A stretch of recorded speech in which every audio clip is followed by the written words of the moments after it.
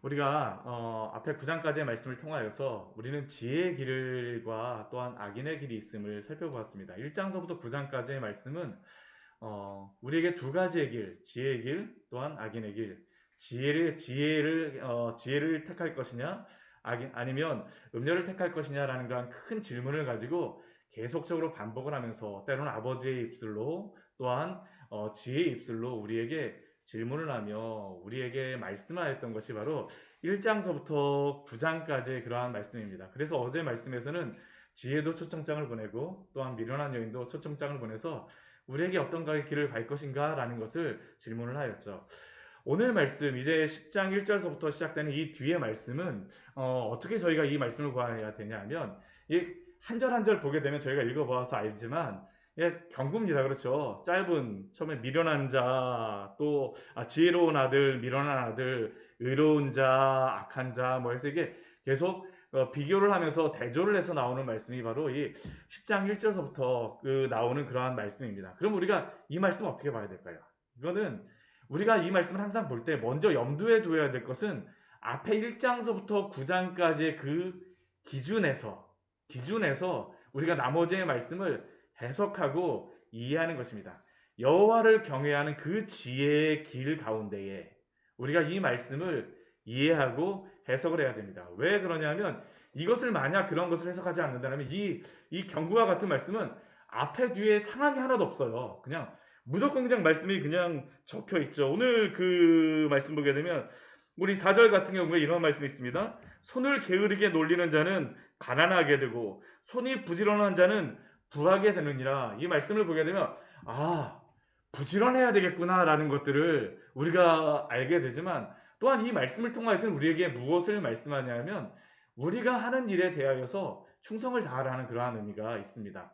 근데 충성을 다하라는 그러한 의미 가운데 만약 이 말씀을 보면서 이 말씀을 보며 은혜를 받은 사람의 직업이 도둑놈이라고 한번 해보십시오. 그러면 내가 부지런하기 위해서 그 전까지는 일주일에 한 번만 내가 도둑질을 하였는데 이제 부지런하게 이 말씀을 보고 나서 그래 나 은혜 받았어 하면서 두 번을 내가 도둑질을 해야 되겠다. 그럼 이 말씀을 제대로 적용하고 이 말씀을 제대로 따르는 것일까요? 아니요.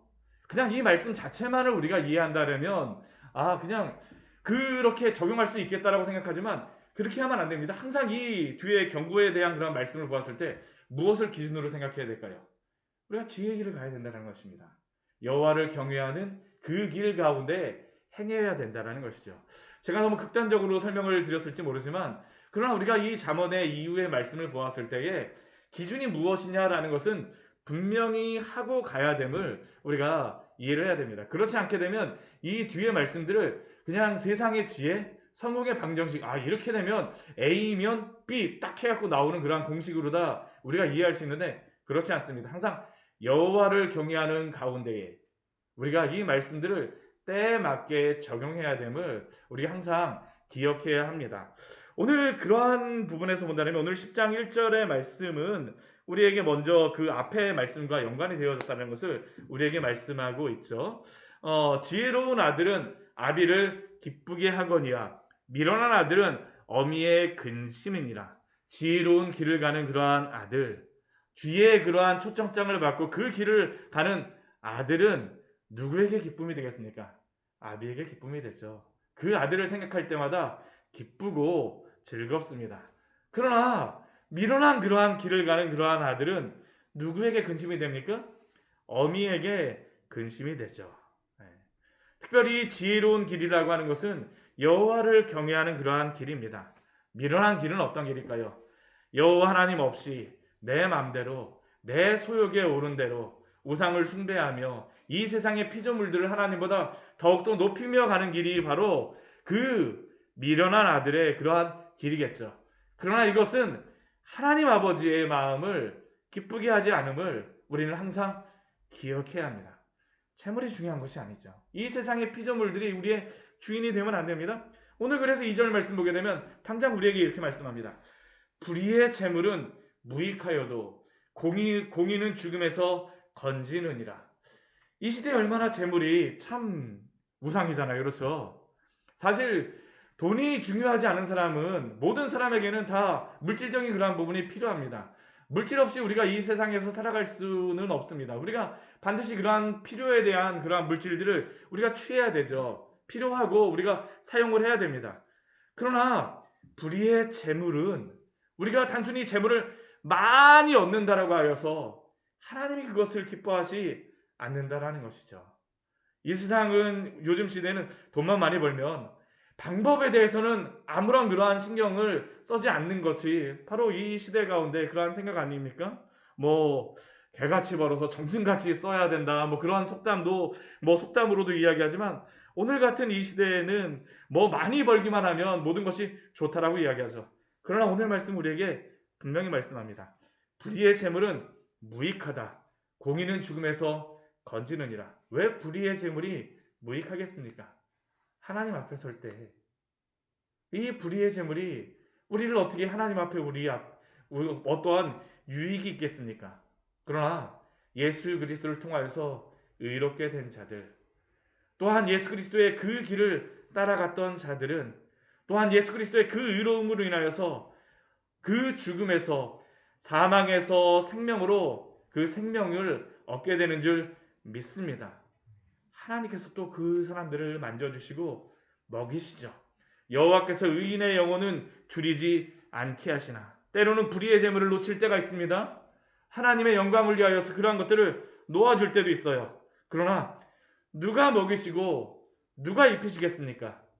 여호와께서 의인의 영혼은 줄이지 않게 하시나 악인의 소욕은 물리치시느니라. 우리가 이 말씀 붙들고 살아가는 것이 너무나도 중요합니다. 이 말씀 붙들지 않게 되면 사실 이 세상 가운데에서 마음 놓칠 때가 너무나도 많잖아요. 이렇게 하면 돈 많이 번다라고 하더라. 이렇게 하면 뭐 한다고 하더라. 이렇게 하면 한다라고 하더라. 그러나 의인의 길에 서십시오. 하나님이 오늘도 우리를 먹이시고 입히시는 줄 믿습니다.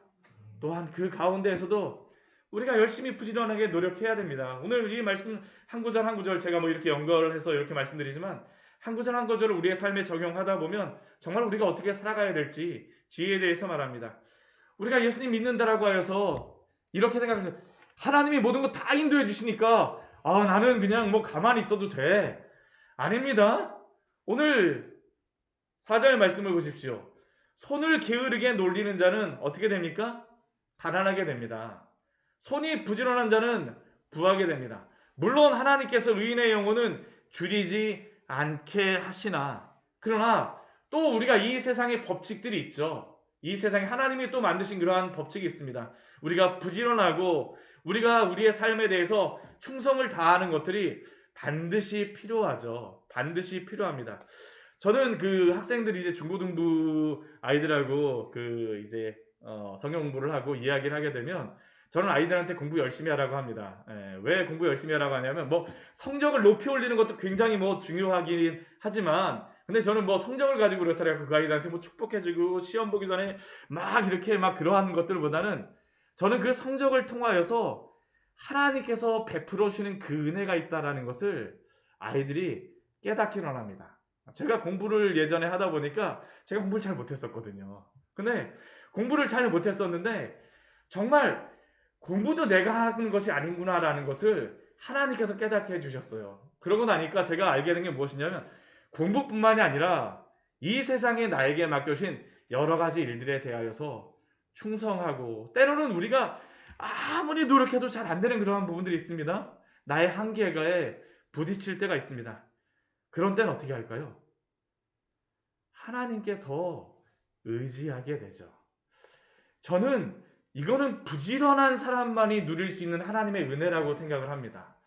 오직 부지런한 사람만이 나의 한계를 보게 해요. 하나님께서 나의 한계를 보게 하십니다. 그러면 어떻게 할까요?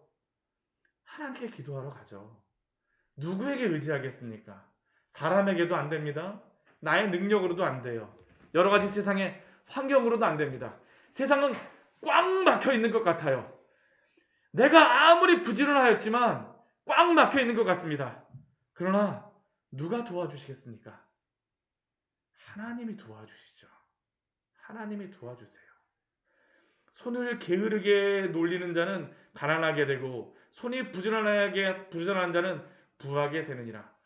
오직 주님 앞에서 주님만을 의지하며 부지런하게 살았던 성도만이 누릴 수 있는 그러한 지혜입니다. 오늘 하나님께서 맡겨주신 그 일 가운데서 충성을 다하십시오. 그 일을 통하여서 하나님을 의지하게 하실 것입니다. 또한 우리가 부지런한 그러한 삶의 모습을 통하여서 주변의 많은 사람들이 어떻게 그러한 상황 속에서도 그렇게 부지런하게 하고 겸손하게 하고 또한 그 일들을 그렇게 끊임없이 열심히 할 수 있느냐? 하나님 때문에 한다는 것을 증거하여 주십시오. 우리가 열심히 하게 될 때, 우리가 부지런할 때 하나님이 누리게 하시는 그러한 축복입니다. 그러한 사람에게 또 무엇이 있습니까? 여름에 거두게 하시죠. 추수 때에 자는 자는 어떻습니까? 부끄러움을 끼친다라고 말씀하고 있습니다. 우리 그 뒤에 오늘 6절 이후의 말씀에 보게 되면 오늘 이 말씀에서 반복되는 그러한 것들이 참 많습니다. 이 경고들이. 근데 반복되는 오늘 말씀들을 보게 되면 입술에 대한 그러한 말씀들을, 말에 대한 말씀들을 많이 말씀하고 있어요. 우리 6절 말씀에서 무엇이라고 말씀하고 있습니까? 우리 같이 한번 읽어볼까요? 의인의 머리에는 복이 임하나 악인의 입은 독을 머금으니라. 의인의 머리에는 하나님께서 복을 내려주십니다. 그 복이 임하니까 항상 그 입술에서는 무엇이 나올까요? 감사와 찬양과 복된 그러한 입술이죠. 그러나 악인은 어떨까요? 내가 살아가면서 마음속에 있는 것이 항상 그 악한 것을 품었기 때문에 입술에는 항상 독이 있다라는 것이죠. 독이 나가요. 우리 8절 말씀에서도 우리에게 이렇게 말씀하고 있죠. 우리 8절 말씀 같이 한번 읽어보도록 할까요? 마음이 지혜로운 자는 계명을 받거니와 입이 미련한 자는 멸망하니라. 마음이 지혜로운 자는 하나님의 그 말씀을 더욱더 의지하고 하나님의 말씀을 더욱더 찾게 되지만 입이 미련한 자, 악의 길로 달려가는 사람은 항상 무엇을 말할까요? 입술에서 항상 멸망이 나옵니다. 우리가 말한 대로 보게 된다라고 민수기 말씀에서 말씀하지 않습니까? 우리가 말하고 있는 것들 점검하십시오. 우리가 지혜로운 길로 간다라고 하면서 입술에 대해서 정함이 없고 입술에 대해서 우리가 이 입술이 거듭나지 않은 사람들은 정말로 이 열매가 없는 사람들은 정말로 하나님 앞에서 내가 정말로 하나님의 그 길, 예수 그리스도의 그 복음에 대한 그러한 그 은혜를 받았는지를 심각하게 고민해 봐야 됩니다. 왜냐하면 입술의 그러한 것들이 변화가 되지 않을 수가 없어요. 우리가 항상 구원에 관련된 그러한 말씀에서도 야고보서 말씀에서도 얼마나 그 행위에 대하여서 말씀하면서 그 거룩한 삶에 대하여서 말씀하면서 혀에 대하여서 말씀합니까? 우리 잠언 말씀도 동일합니다. 지혜로운 아들 그 앞에서 은혜를 얻은 사람들은 항상 입술에서 항상 아름다운 열매들이 나오죠. 열매들이 나옵니다. 우리 또 뒤에 말씀도 보십시오. 우리 10절 말씀 보게 되면 눈짓하는 자는 근심을 끼치게 되지만 입이 미련한 자는 무엇이 있습니까? 멸망이 있습니다. 입술에 대해서 계속 말씀을 하여 우리 11절 말씀도 우리 같이 한번 읽어보도록 하겠습니다. 의인의 입은 생명의 샘이라도 악인의 입은 독을 머금었느니라. 의인의 입은 생명의 샘이죠. 생명의 샘입니다. 그러니까 사람들이 어떻게 할까요? 주변에 사람들이 모일 수밖에 없어요. 인기를 취하려고 취하는 게 아닙니다. 의인의 입에서 생명이 넘쳐흐른다면 그 사람에게 가면 어떻습니까? 기분이 좋아집니다. 아무리 이 세상에 이 죄악된 것으로서 여러 가지 그 순간에는 기쁨을 누리는 것 같지만 그러나 그것은 사람에게 더구나 영혼을 힘들게 합니다. 그러나 의인의 입에서 우리 주 예수 그리스도의 그 복음의 진리가 흘러나온다면 그것이 무엇이 되겠습니까? 생명이 되죠. 영혼을 살립니다. 오늘 하루 의인의 입으로서 복음을 전하는 우리 귀한 복된 입술 되기를 축원합니다. 정말 우리가 그러한 것들을 가지고 살아야 되지 않겠습니까? 우리 12절 말씀 우리 또 같이 한번 읽어보도록 하겠습니다.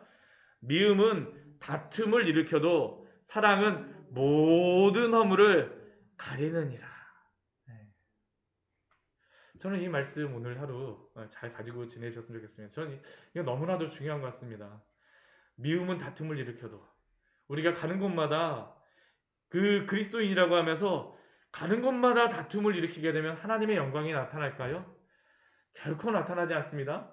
오히려 그 항상 가는 곳마다 다툼이 일어나는데 나는 예수님 믿어요. 신앙생활 그 교회 가고 뭐 저는 집사입니다. 교회를 몇 년을 다녔는데 하게 되면 복음이 가려지는 일들이 오히려 일어나곤 하죠.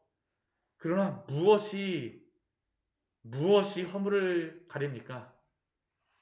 사랑이 가리죠. 사랑이 가립니다. 그리스도의 구원이 그것 아닙니까? 우리가 언약궤에 대하여서 그 피로 가려진다라고 할 때 그 언약궤의 그 의미가 무엇입니까? 우리가 그 대제사장이 언약궤의 피를 가지고 들어가죠. 그 언약궤 앞에 갑니다. 근데 그 언약궤에 갈 때 그 대제사장이 그냥 가는 것이 아니라 피를 가지고 갑니다. 그 언약궤 위에 시은소 위에 속죄소 위에 그 피를 뿌립니다. 그 피를 뿌리는 이유가 무엇이겠습니까? 넘어가는 것이죠. 넘어가는 것입니다. 출애굽기에서 이스라엘 백성들이 그 양의 그런 피가 발라진 그 문을 향하여서는 하나님께서 어떻게 하세요? 넘어가 주시죠. 넘어가 주시는 것. 왜 넘어가 주십니까? 왜 언약궤 그 피를 보고 넘어가 주십니까? 그 언약궤 안에 들어간 것이 무엇입니까? 십계명의 돌판이죠. 그리고 또한 아론의 쌍난 지팡이죠. 만나의 항아리입니다. 근데 이 세 가지의 공통점이 무엇일까요? 우리는 이 세 가지의 공통점, 말씀도 있고 여러 가지 것들이 있습니다. 근데 중요한 한 가지가 있습니다. 그게 무엇이냐면 그것이 다 죄의 흔적이라는 것이에요. 십계명은 어떠한 것입니까? 이스라엘 백성들이 하나님의 언약을 받으러 하나님의 말씀을 받으러 올라간 모세를 기다리지 못하고 무엇을 만들었습니까? 금송아지 만들었죠. 나중에 그것을 보고 모세가 어떻게 합니까? 깨뜨리죠. 그것은 죄의 흔적이에요. 아론의 쌍난 지팡이도 무엇입니까? 하나님께서 아론과 모세를 지도자로 세우셨음에도 불구하고 그들을 인정하지 않아요. 모세와 아론을 인정하지 않는다라는 것은 누구를 인정하지 않는 것입니까? 하나님을 인정하지 않는 것입니다. 만나는 무엇입니까? 내가 예전에 애굽에서 먹었던 그 죄악의 음식들이 얼마나 맛있는지, 그 오이와 참외와 그 고기들이, 생선들이 얼마나 맛있는지, 왜 우리를 이곳으로 데려가고 우리를 이렇게 힘들게 하냐라고 이브에서 막 독이 나오는 것이죠. 죄악의 흔적입니다. 그런데 하나님께서는 그 모든 죄악의 흔적들을 보시는 것이 아니라 무엇을 보실까요? 그 위에 뿌려진 피를 보시는 것이죠. 우리가 구원이 그것 아닙니까?